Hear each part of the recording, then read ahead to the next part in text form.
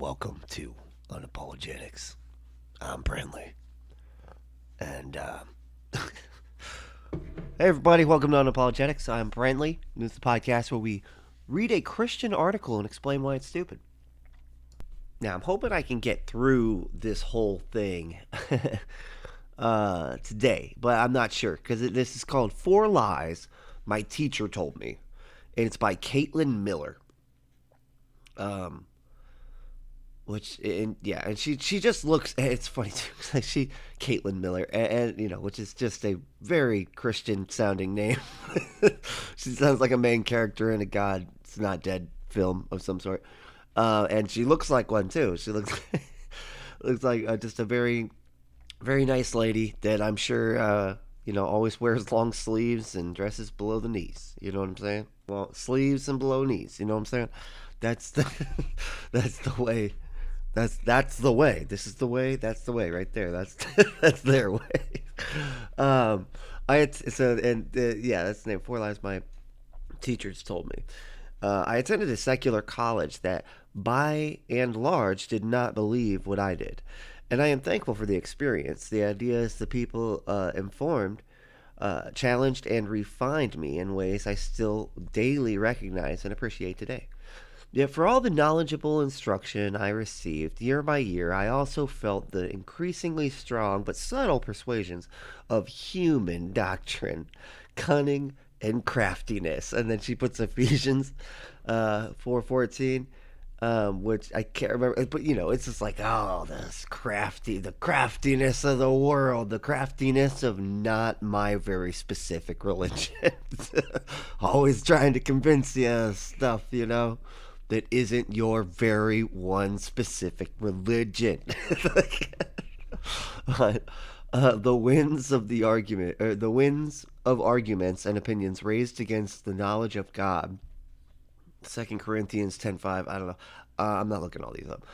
Blew through classrooms, campus demonstrations, school publications, student organizations, and hallway conversations. A lot of tongue twisty rhyme situations going on here. Uh, Even for us who follow Christ, these persuasive lies can be disorienting if we're not prepared for them.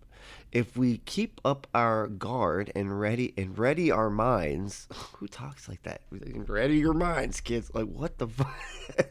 However, steadfastly, what? Oriented to the truth.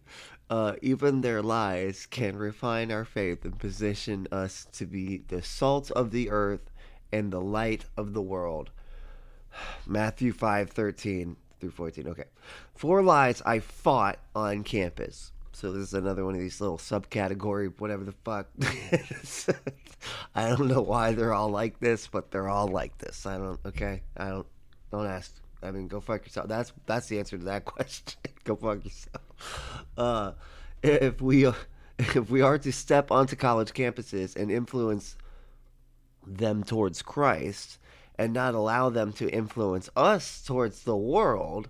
So you're already starting from a position of like, I'm trying to influence them, but they better not fucking influence me. Jesus. Okay. We must go prepared. The classroom and college environment can be a dangerous place for Christians. What?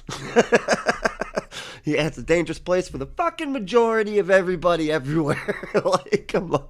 In this country, anyway. Jesus Christ. What are you talking about? It's a dangerous place for the fucking majority. Get the hell out of here. What are you talking about? It's a dangerous place if you're fucking trans right now. That's. But you know what? It seems that every place is dangerous if you're fucking trans right now. It's insane with all the goddamn, vitriol towards that particular group. Now, Christians are not a vulnerable group. Oh my God, this is so frustrating when they have to, like, they love to paint themselves as like the fucking outsiders. Jesus. Okay. Especially young believers, in hopes of preparing all of us to face and resist the dangers. Below are four lies I learned to combat on my college campus. Okay. Number one, only religion requires faith. Oh God. Okay, we're gonna. So be prepared for us to go into the conflating trust and faith as if they mean the same fucking thing. As if you're just like, you can just be like, yeah, man, I just sort of think that, my car will run. I don't know why. I have no idea how, do I have good reason to think cars run ever? No. But I think mine will. Like, like as if that's somehow the same. Anyway, Jesus Christ. We're going to be heading into a lot of that, I'm sure.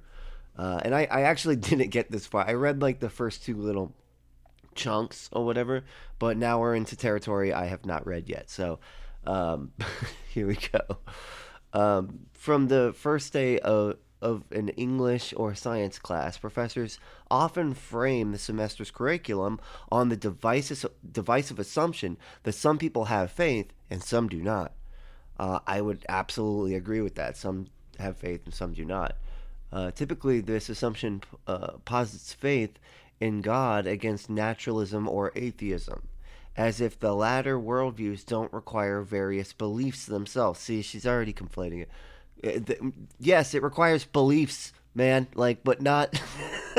Or actually, really, the atheism, I guess naturalism will require beliefs, but atheism just is the lack of a belief. As far as I can tell, other people disagree with me on that one, but I am very convinced that it is a lack of belief. The more I've looked into it, the more it doesn't make sense that it's a belief in non-existence. I don't. That doesn't make sense to me. Anyway, but anyway, in reality, these theories posit feebly founded beliefs concerning the origin of the universe, not necessarily the meaning of life. Nope. The experience of awe and wonder. What? Everybody experiences awe and wonder. That's a natural thing we all fucking experience. Never mind. Jesus Christ. The basis of human dignity. What? Yeah, you Christians are good at that one. And the rest, you can't even like not spread a disease, and you want to talk about the basis of human dignity. Jesus. And the rationale for any universal moral standard defining wrong is wrong. Yeah, because that's not a thing, man. There is no universal fucking standard, even within your goddamn worldview. Jesus, like this. How do you go to college and miss like this? I didn't go to college, and I understand the basics of what you're clearly missing here. Scientific observation alone did not produce many of their conclusions. What? Okay. I don't know what she means by that, but I guess we'll get into it. Among a host of other faith-based claims, what? Well, you didn't say any yet. Like, none of those are faith-based. There, you can all come to reasonable conclusions off of things that actually exist, like evidence-wise, for all of those things. But anyway, nearly everyone we meet will also propose belief in forces we cannot see physically. Being able to not see it and being able to not detect it in any way, shape, or form are two different fucking things, man.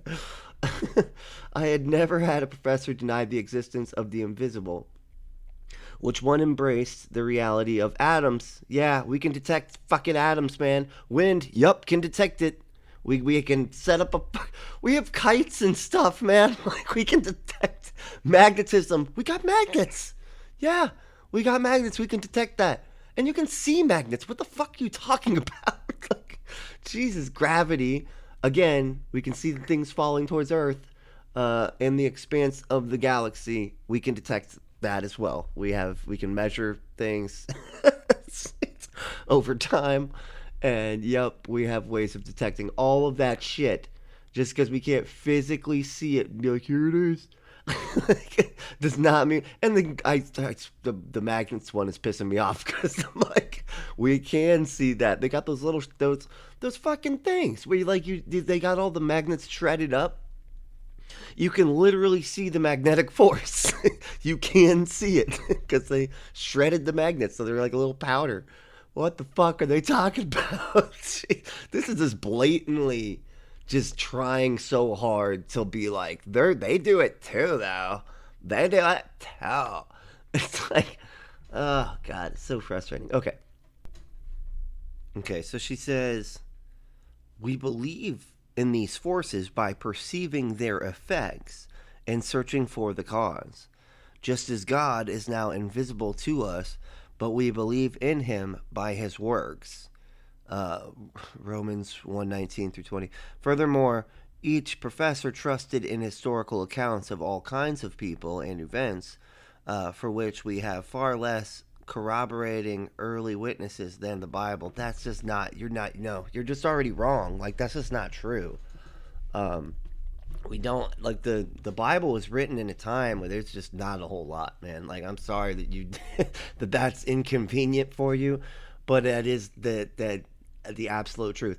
When it comes to I don't know if she's talking about like Socrates. I guess Socrates never wrote anything down, but there were so many different accounts like that were. Um, I want to say that they were contemporary of Socrates, and just other just plenty of other accounts. There's just so much other, like extra, and it's not even biblical, so it's not even like they have just one book that's about Socrates. Like there was a whole bunch of like corroborating things about Socrates anyway, and a bunch of other historical people that you don't have that same kind of reliability when it comes to Jesus. I will stand by the fact that I think he existed. I just don't think that I think that it was very much detached from the storytelling that had anything to do with him. That's what I think. I think there was probably somebody named Jesus that was crucified, but that those stories turned into a bunch of nonsense. The reality turned into a bunch of stories about nonsense. Let's just say more precisely. The the question, therefore, is not whether we will have faith, but in what we will put our faith. No, that's just still. It's like you're not getting it, dude. Like, cause I don't really care about fucking Socrates. Like, it's. I don't think most of us do care, about stuff like not to the level that they care about Jesus. Holy shit. But the question is not even whether we will place our faith in evidence, but rather on what evidence we will place our faith. Empirical evidence alone, or the intersection of historical, logical, moral, and philosophical evidence on which Christianity has always been based. Logical? No, no. Historical? Nope, no fucking way. Historical and logical just don't make any sense there. I guess you could say moral. That's mostly what it is. Philosophical, sure. Okay. I wouldn't say that's evidence, though. I mean, that's philosophical. I mean, I guess philosophical evidence is evidence philosophical. Can philosophies be evidence? I guess they could. Like, if you think about it, it's evidence. What is evidence, really? I mean, that's anyway, ultimately, when it comes to faith in Christ, the issue is not a lack of credible evidence, but a inclination to suppress by our own unrighteousness what God has already made plain to us. Sure, dude. Yeah, okay. That's just another one of those. They're just deciding to not think it. That's what they're doing. They're deciding to not believe. To absolute truth doesn't exist. Uh, it depends what you mean by that. I don't really know what you mean by absolute truth. Um, but even those who accept the unavoidability of faith may argue there is no such thing as an absolute truth in which to place our faith. But of course, this is a claim of absolute truth itself. Uh, Others suggest our inclinations towards certain views automatically rule them unreliable. No, not. Wait, your inclinations towards certain views. Yeah. I mean, bias does taint things. Yeah, of quite a bit. Yep, that's a thing. I mean, you got to do what you can to demonstrate that you aren't thinking just through your biases, which is why we have like science and experimentation and all these other things that you can point to be able to see, this isn't just me wanting to think this. This is, look, it's the experiments speak for themselves, type of thing. They may accuse the influence of family, culture, and experiences of encouraging us towards our beliefs, and they may be right. But if these influences compelled us to believe the earth was round, would that make it any less true? Okay. And would it make us bigoted and narrow minded to share the reasons for our belief with classmates taught from childhood that the earth is flat? What? I don't understand the comparison she's trying to make there. We should absolutely examine everything we are compelled to believe, testing the trustworthiness of each claim against what God has revealed. Well, wait, we should absolutely examine everything we are compelled to believe, testing the trustworthiness of each claim against what God has revealed. So, no, you're already saying you're just going to reject anything that doesn't perfectly align with what you'd already like to think anyway. So, yeah, you are you're doing biases exactly wrong. Like that's what you're doing. But we should resist the lie that our inclination to believe something necessarily makes it untrue. Yeah, nobody. I mean, does anybody say that? Like, if you have an inclination to believe something, no, you just need more evidence to demonstrate that it's actually true. That's all we're looking for. We're not saying like just because you want to think it doesn't mean that it's not true. It just means that it's we can't really take your word for it. You got to find other people that don't share your exact fucking worldview. They go, yeah, they're right on this one because that proves that there isn't any bias, and that's why experimentation is so important. Simply suggests that personal experiences biases towards a certain belief is a belief biased on personal experiences. It is, but Jesus Christ is truth itself. Okay, you're just saying things now, and taught that people, and taught that people of the truth, what will listen to and believe His voice. Okay, whatever fucking nonsense that is. Sure, dude. Okay. Of course he will. Yep. Jesus. Yep. 3. Follow your own truth.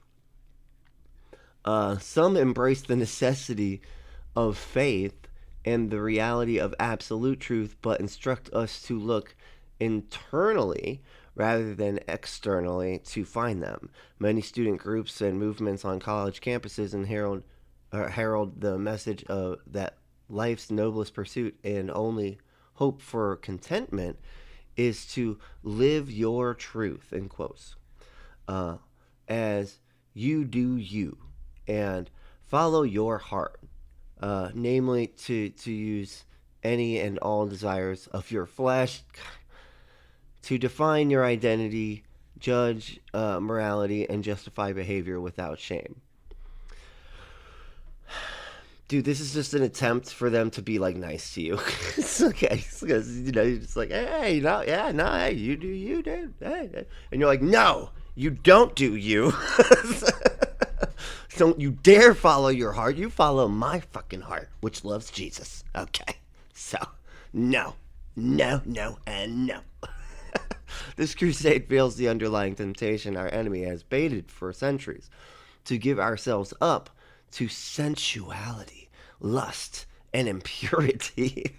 I told you this lady is definitely on the purity culture train there. Uh, that we might become callously hardened in heart.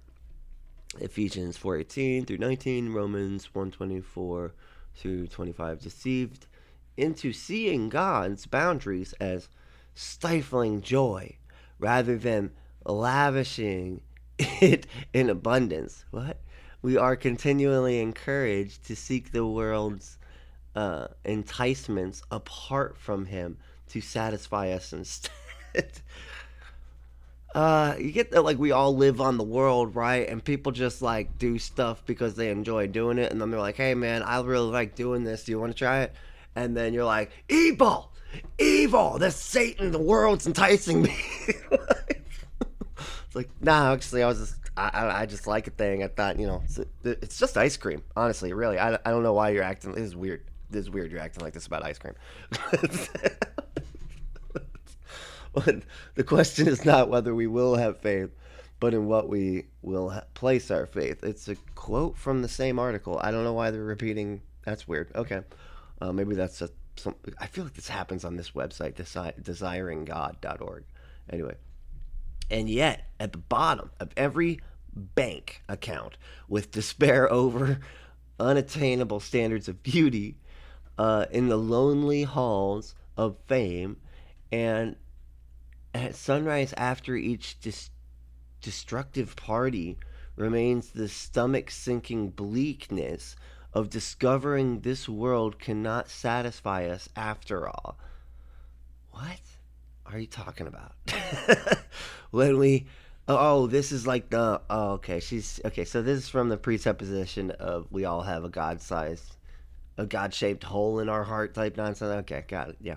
Um, people only believe that when you fucking repeat that over and over and over again. And I think that's like one of the biggest problems with religion is that it's convincing you that there's something that you need in life over and over again. Like, I mean, they really pushed the you can't do it on your own thing, like as I grew up, and you need this, you need that, you need this stuff. And then they wonder why that translates so easily into addiction. And so, I mean, and I think they love that though. I think the religion, it's in general, loves that it translates so easy to addiction. And it's like, see, told you, see, they tried to satisfy without God. They tried to do it, but see, they're trying to satisfy the flesh without God. And that's why that now they're addicted. No, man, they're addicted because they literally were brainwashed by you to believe that they needed stuff, man. Like they needed a thing. They were born with a deficit they needed to fix, okay? And then, yeah, when the church doesn't like pan out, yeah, you turn to other things to fix the deficit you believe is there, okay? Because it's not actually fucking there. But we didn't know that. Nobody knew that. We just knew that we used to use a thing for a crutch to get through life, and now we don't have that thing anymore, right? It was never a crutch to begin with, but that doesn't fucking matter. If you believe it's a crutch, then it's a crutch nonetheless because you think it's there, so it doesn't matter. It's like cigarettes. Cigarettes don't actually do anything for you. You just believe that they do because you feel this like weird relief when you do it again the next time, even though you caused the discomfort by trying the cigarettes in the first place. And the only relief that you are getting is the relief from the discomfort that you caused. Okay, that's what's happening here. That's exactly what's happening here. You know. So anyway, I know it's a lot to take in. Sorry about that. I'm just not. It just irritates me when they're just like, oh, the God-shaped hole, and yeah, and it's like, yeah, this is exactly why people move from Christianity to addiction so easy. There's like the Christian to addict pipeline. Let me another way. That's what I'm gonna call it, the Christian to addict pipeline. Because holy shit, there's a lot of like most of the people I run into on the streets that that I grew up with are all addicted to shit, man. If they're not a Christian, still just like banging their head against that fucking wall, then they're they're miserable and I'm not miserable. Usually they're using some kind of something to cope, though. That's for goddamn sure, because they were told for so long, their whole childhood, that they needed something to cope, and it was Jesus. But anyway, let's see. When we are more anchored in and governed by the shifting sands of what we feel than by the rock of what is true, the the enemy corners us into the emptiness of sin, the anxiety of helplessness, and the exhaustion of discontent. But you guys cause all that stuff because the thing is, a lot of this you're pretending. This isn't real. Half the shit, like you're acting like, oh, I've got the truth, and that's like there's some kind of weird comfort in just acting like you know the truth.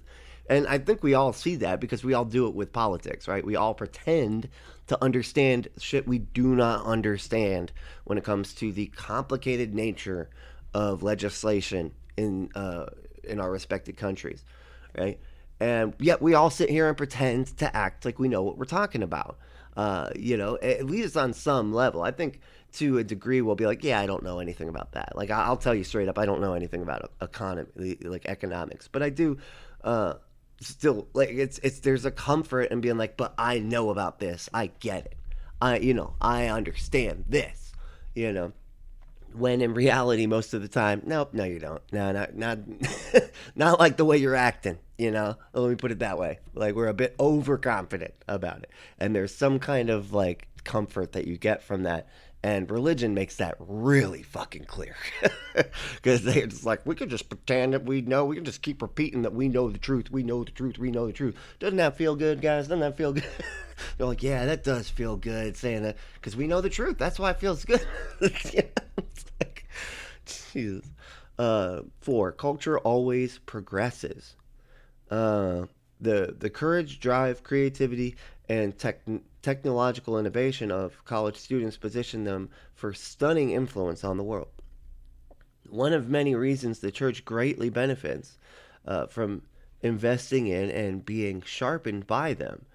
Uh, in my college days, I was ignited for adventure by the open horizon of possibilities, particularly those that beckoned me to lay down my life for the world's eternal good. But I also saw many drawn into the cultural current of popular opinion in ways that contradicted God's word, masked as the way of progress and the right side of history, quotes, because you guys are always on the wrong side of history.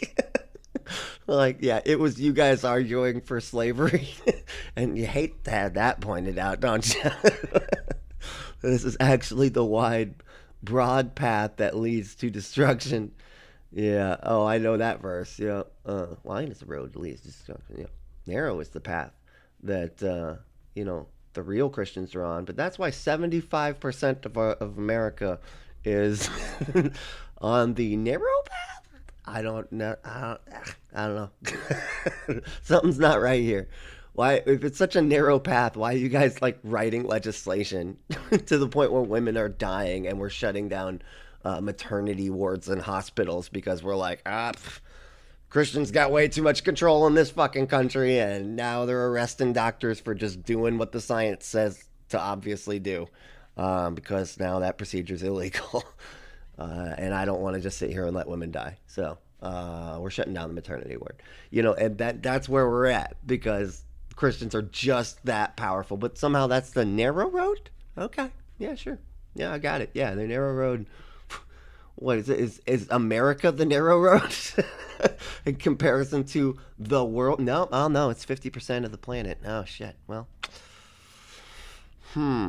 yeah, that's still not narrow. Still not narrow. Okay. Well, if you are on the wrong road, progress means doing an about turn and walking back to the right road. What? And in that case, the man who turns back soonest is the most progressive man. What the fuck are you talking? This is like the weirdest goddamn. And she got lost in the analogy. It's pretty plain that humanity has been making some big mistake. Humanity has been making some big mistake. We are on the wrong road, and if that is so, we must go back. Going back is the quickest way on. This makes no goddamn sense. Why are these sentences like created by like what sounds like a toddler? This whole part sounds like a fucking toddler trying to read something. Like, we are on the wrong road, and if that is so, we must go back. Going back is the quickest way on. Like, it's nonsense. And this is another one of these quotes from earlier, like as if we forgot it. What the fuck's happened? The classroom, in quotes, the classroom and college environment can be a dangerous place for young Christians. Oh, fuck, it can't, man. I mean, I guess unless you're saying, oh, they might learn something that might change their mind about being a crazy Christian or whatever. In every phase of life, we should be courageous to fight the good fight of the faith. Of the faith, okay. Not ultimately against the people we're called to love, but against the spiritual forces of evil over this present darkness. Oh, the thing that doesn't exist. Yeah, gotcha. Okay, yeah. So don't fight the people, fight the invisible force that's controlling them all. That's different. That's different. That's right. And in response to any mocking or it's like I swear they heard me. They heard me. In response to any mocking or belligerent opposition, we can take heart, remembering we seek the reward not of human praise in this life, but of God's good pleasure in the one to come. Yeah, the one that you have no idea isn't actually coming. Like, man, like, they use that same argument to blow up our fucking buildings, right? Like, hey, we're not doing this for today, okay? We're doing this for the 72 fucking virgins you get after you fly these planes into that building. All right, go knock yourselves out. Well, like, I wonder what she would say about them doing this exact same thing, Oh, well, that's different because what they believe isn't true. But what they believe isn't true, though. Yeah, I know. So, you're not getting it. Not getting it. Okay. Let no one deceive you. I hope this is the last fucking second. Jesus Christ. Let no one deceive you in any way. Thessalonians 2:3. Don't place your faith and hope in educated professors. Okay. Jeez Louise. Don't be persuaded by the ever shifting arguments of unbelieving peers on your social media feed. I gotta be honest. Most of the arguments have been basically the same since I don't know hundreds of years, and they're all still better than anything you guys got, which are ever changing. It seems. But don't be discouraged by smug expectations that secularism and science are squelching. I kind of like that word, squelching. I want to say that, squelching. Our world's hunger and need for God. And don't be surprised by fiery trials as you stand on your beliefs. Okay, 1 Peter 4:12. Instead, look especially to wise professors of the faith. Only, just make sure you look to the professors that believe the exact same very specific doctrine of the very specific religion that you do. Yeah, and then everything will be fine. The inspired authors of scripture, faithful leaders of your church, witnesses, of course, running alongside you, and the word of God himself, Jesus Christ. Yep. Okay. Pray for wisdom. There's like so many Bible verses in here. It's starting to like crowd the sentence. I can't even. It's so hard to make this sentence out without. It's like John 1:1. Pray for wisdom. James 1:5. Then become a professor and witness of the truth yourself, and ultimately radiate a joy, proving you found the treasure of truth, worth forsaking all else. Listen to that sentence. Then become a professor and witness of the truth yourself, and ultimately radiate the joy. God damn it, be fucking joyful. You better radiate joy. God damn it. Be happy. God damn it. And if you're not, you better shut the fuck up. Just shut the fuck up. Okay, because we're trying to spread a religion here. Okay, can't have any like people being honest about not being happy. Be fucking joyful. Make a joyful noise, goddammit. Oh, that's funny. All right. Forsaking all, and ultimately radiate joy, proving you found the treasure of truth worth forsaking all else. Matthew 13:44, proving by your love the truth you believe. John 13:35. God damn, that got fucking very like my ADHD and my dyslexia. Oh man, yeah, that one got me.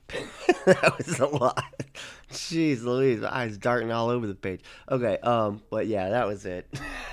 So basically just, exactly what you'd expect from it's crazy that their articles are like so long too. Their articles are so much longer than like I feel like the ones that we have.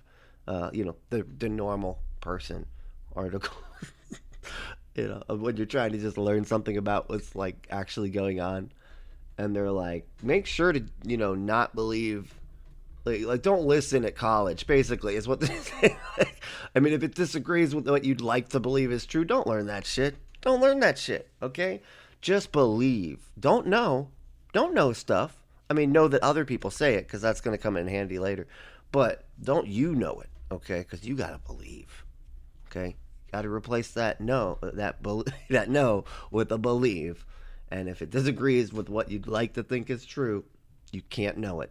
You do not get to know that. You have to exactly not know it. You know, you have to know that it's not. You know what I'm saying? Anyway, holy shit. Well, thank you so much for listening. That was like a long one. That's why I like shot through it a little bit faster than normal.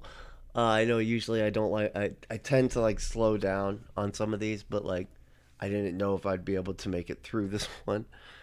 So, but thanks for listening. If you do want to hang out, we have a secret underground party on Facebook, and if you become a patron, you get to be. I will add you to the database, so that you can see all these articles and everything, where I put them to decide whether or not I want to pick them. That's just, it's just like the Facebook very private group. And it also is just like my weird thoughts and shit like that. Just a lot of times it's just jokes, just bits. Sometimes it's songs. Sometimes it's just whatever. It's like my memo, but I use it for the show. So it's but yeah. So if you want to be part of that, you can become a patron at any scale. Doesn't really matter. $1, $2, $3, $4, $5. I think we only go up to 10. I'm not sure. But yeah. And that's at patreon.com/unapologetics, spelled like the show. If you want to watch on YouTube, you can go put in Brently 666 into YouTube, and you can check out a lot of these live videos I do. Just whenever I'm like have time, I'll sit there and go watch YouTube videos, and it's a lot of fun because they're just the algorithm is pretty much like figured out that I'm just looking for the craziest, dumbest. Like fundamentalist conspiracy Christian shit. And so yeah, it's given me some really just some dynamite stuff. Let me just say, okay. Uh, but yeah, so if you want to check that out, like I said, youtube.com/at Brently666, and yeah, what do we say to the haters, discriminators, and masturbator shamers? Fuck off.